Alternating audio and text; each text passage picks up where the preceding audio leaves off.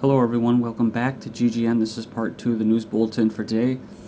And I have, again, a bunch of really interesting articles and connections I made with these stories that I haven't really been able to cover lately, so I'm not really hyping it up here. It's kind of interesting. The first one I have up is the whole drought thing and praying for rain. U.S. hit by worst drought in 25 years, food prices rise. And it says here, worsening drought in the United States has pushed grain prices to new highs as crops are withering and the temperatures are rising.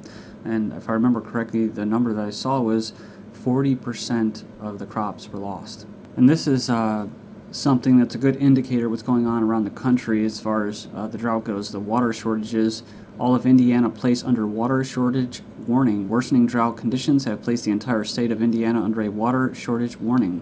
So, oh, look at that. The Department of Homeland Security extended the warning to all 92 counties. That's going to be our buddies if the crap does ever get to hit the fan here soon. You know, and it's not like I want it to happen, but at the same time, it doesn't really seem like anything's going to change peacefully here. So they might as well just get their show on the road, right? But when we do have this kind of scenario, continuity of government, basically, some kind of collapse or disaster, Homeland Security is going to be there with FEMA directing people where to go. So it's interesting because it says here that the state is asking those who use 100,000 gallons of water or more daily to cut usage by 10 to 15% because reservoirs are being depleted. So they're talking about farmers.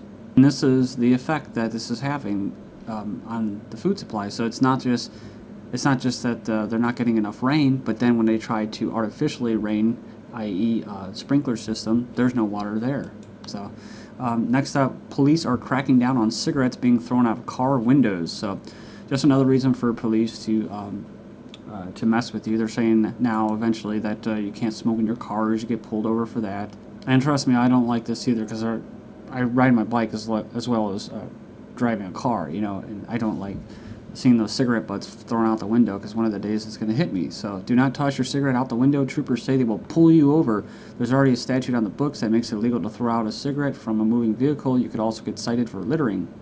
Local churches are praying or have been praying for rain as governor organizes rally. Thousands of people, 8,000 as of Thursday morning, signed on to Governor Rick Perry on today. It says here, join Governor Rick Perry on today in a nationwide day of prayer and fasting to be held at the Reliance Stadium in Houston. So actually, I thought this was going to be in the other state, in a different state, but it's actually in Houston, which makes it interesting because just talking to people locally, I live in a pretty much like I said, near Amish and stuff, so it's a farm community, it's a farm area. And people were saying, yeah, that at their churches, you know, I've seen the signs, pray for rain, and this was like 2 weeks ago. So now all of a sudden, when I saw the Tom Vilsack, the Department of Agriculture, basically going out saying that he is praying for rain, telling people to do that, I'm getting on my knees and waiting for divine intervention. Well, he got it, right? Because what was interesting was the very next day after he said this, what happened? A trickle of relief with a burst of rain. That's right, they spray the living shit out of us with chemicals and aerosols, and they caused it to rain. So I mentioned this to people right in my neighborhood. I said, if it rains, it's because they want it to rain. They're allowing it to rain, our gods. And if it's not raining and there's a drought, there's a good chance, not 100%, it could be sunspots or whatever, but if there's no rain, it means that our masters, our global masters, our gods, are not allowing us to have rain. So when you see douchebags like Rick Perry and Tom Vilsack and the federal government and all these politicians saying, we gotta pray for rain, right? And then all of a sudden it comes, well, that's because they caused it. But see, people miss the point, you know? All of a sudden Christians are like, oh, it doesn't have anything to do with separation of church and state, and the atheists take an issue with the Vilsack's prayer for rain. So, you know, it's just, they're missing the big point. The whole drought was caused by man, and then the rain was caused by man. So, but like I said here, you know, the sun with the solar spots is going on, and it's one of the worst solar storms in history. We're talking about earlier this month. Also, another thing to look at is the BP oil spill. I mentioned this before, which is actually here in the United States is supposedly causing. We have like a bunch of high pressure, so there's no rain, and it's also affecting in the UK possibly. This is what some people are saying, and even scientists and that is being caused by the BP oil disaster. And I'm talking about how it was the Arctic cold front that moved through in the UK. Usually they have the warm waters or the warm air coming from the Gulf Stream. Well, the BP oil disaster kind of jacked that all up. So they're saying in this abstract study by scientists, BP oil spill may cause an irreparable damage to the Gulf Stream global climate thermal regulation activity. So there's many reasons for that. One of them is symbolic, making the Mother Earth bleed and destroying something like this, like the Gulf Stream, which has all kinds of side effects. And then you think about the nuclear disaster in Japan, and you're just like, I mean, what are these people doing? Are they trying to, like, just kill the Earth? They're not going to be able to do it, but they're going to kill all of us because we need to live here. But don't worry, the experts are trying. The other experts are trying. It says here that the U.S. geoengineers are going to spray sun-reflecting chemicals from blue. Now, we've heard this many, many times, but it says experiment in New Mexico will try to establish a possibility of cooling the planet. So, by dispersing sulfite aerosols. So I've already gone through this before. I've talked about the Welsbach cloud seeding patent that was filed a long time ago, and one of the side effects of this is actually it causes warming. So sometimes it does actually cause a brief cooling, but overall when they spray those particles, they're up there for a while. They're not going anywhere, just like the radiation and all the crap from the nuclear and BP, basically the Fukushima disaster and the BP disaster, it's not going anywhere for a while. So all this crap and aerosols that they've been spraying since at least 1996 now, almost 20 years now, we can celebrate in 2016 when it comes up. We're going to celebrate that 20 years of being sprayed like pests, and the chemicals up there and aerosols are not going anywhere for a long time. So, and then we have freak storm batters Moscow, cars swamped by floods. This is from July 13th. We already know about the floods that they had at the other place, the other location in Russia. But it says here Moscow had suffered a whole week of tropically hot weather with none of the evening storms typical for the season. Then on Friday the 13th, that's when my internet got cut off, the heavens opened at once with lightning striking several times in quick succession. So, then Iran drought, part of soft war by West, says Vice President of Iran. Remember, I just covered this. But he says here, I'm suspicious about the drought in the southern part of the country. And he says that they are influencing Iran's climate conditions using technology. So he says this level of drought is not normal. Next up, Olympic security chaos. Depth of the G4S security crisis reveals. Yeah, you've already heard this. I've gone over this many times. I'm going to keep moving. But it's all about the security holes, the lapse in security, which I think the whole thing was planned. So I know InfoWars beat that shiznit to death about, loops in security. You're never going to have enough security to stop these terrorists, because if these terrorists are working for governments and shadow governments, they're going to get in. So quit worried about the damn, there's holes, there's leaks in security.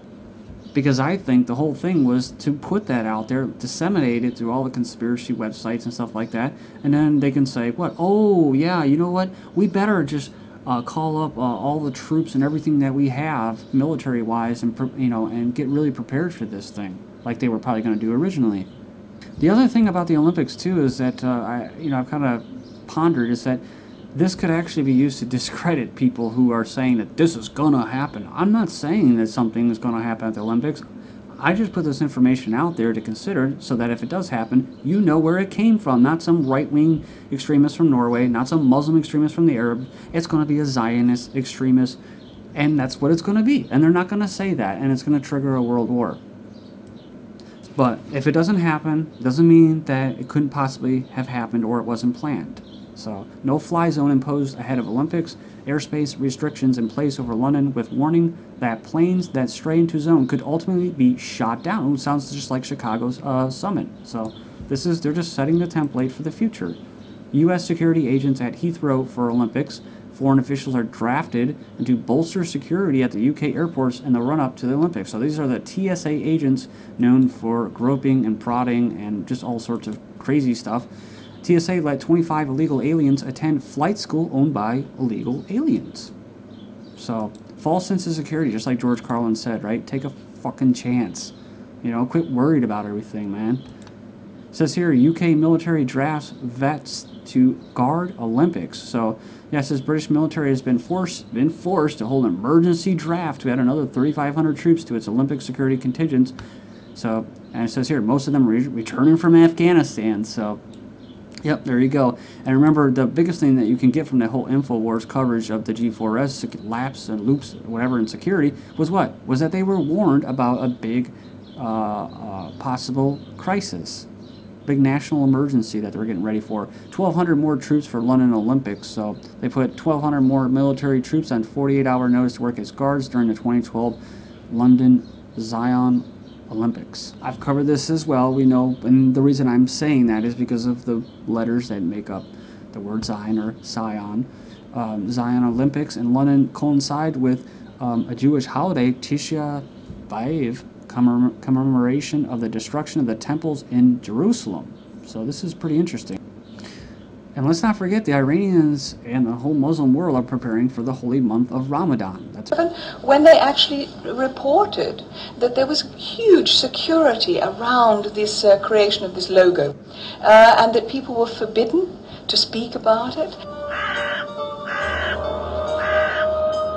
Sarah Brown, the wife of Gordon Brown, the Prime Minister in waiting, started her career in Wolf Ollens. So there is a very much bigger story here than meets the eye, but thank goodness Iran has drawn attention, and I'm very pleased to see that the Daily Mail. Sure. Now this man, just by the way, was also the designer for this, for the Jewish Museum in Berlin. I mean, if you look at the aerial here, the aerial view is also Zion, and this is an extraordinary imprinting on our cultures of this Jewish supremacist concept of Zionism, world Zionism, the New World Order. Because, as Gordon Brown said in the Knesset, he thought he was doing a great favor in smarming up to the Knesset, but actually he did the very opposite to what they like. He said that the world Jewry has the greatest outreach, the greatest influence in the world, thinking he was telling them what they wanted to hear, but actually they like to do it by a hidden hand. So he was not actually, and therefore he had certain demise in consequence. Alright, welcome back. U.S. military analysts, Israel might pull out a false flag attack in London and blame it on Iran. They're talking about Gordon Duff from Veterans Today, Ohio. He says Israel is likely to try to precipitate a war on Iran by staging an attack on the U.S., its forces in the Persian Gulf region, or on a European NATO target, most likely the London Olympics. There has been highly credible information that an attack on the Olympics is planned. And the first thing I heard was that it was going to be anarchists. Now what? Oh, Breivik-style lone wolf is deadliest threat to the London 2012 Olympic Games. So they say Islamic extremists, independent of CIA-run organizations, may be the most likely source of such an attack, but dissident Irish Republican groups and right-wing groups like Breivik was talking about should not be discounted. And of course, I've already made videos about the link between Breivik and Israel and how basically he's supporting what they are pushing. That's why he called it his own crusades. It says here, Dark Knight Rises Colorado theater shooting suspect James Holmes likely a lone wolf. Shooting leaves 14 dead in the U.S. state of Colorado. Time for some symbolism. July is 7, 20 is 2, and 2012 of course is 5. 7 plus 2 is 9, 9 plus 5 is 14. And the executions may have occurred half past midnight of the 20th, but it was right on the dawn of what? Right at the cusp of July 19th, 13 days before Lofnos, which is a great Sabbath festival, one of the Illuminati's human sacrifice nights. Gets more interesting. Also, July 20th in the year 70, First Jewish-Roman War, Siege of Jerusalem, says here, storms the fortress north of the Temple Mount. So let's not forget July 27th when the Olympics kicks off, commemoration of the destruction of the temples in Jerusalem. And we're talking about the famous Second Temple, which was an important Jewish shrine that stood on the Temple Mount of Jerusalem. And what about century 16, the 16th century? Well, that was what? The resurgence, the rise of Persia, Iran. But was there a second shooter? Police are searching for another.